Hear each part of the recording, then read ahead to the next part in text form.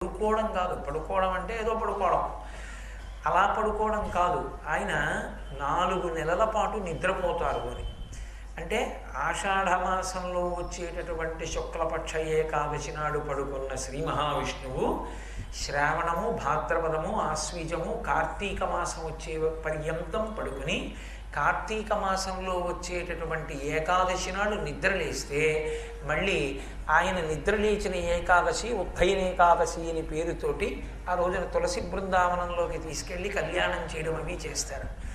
కాబట్టి 4 నెలలు ఆయన నిద్రపోతారు. ఈ 4 నెలలు శ్రీ మహావిష్ణువు నిద్రపోయిన రోజులు ఏమున్నాయో అవి అత్యంత పవిత్రములు.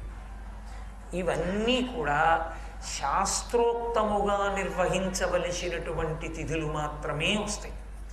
సంవత్సరం మొత్తం మీద అత్యంత జాగ్రత్తతో విడిచిపెట్టుకోకుండా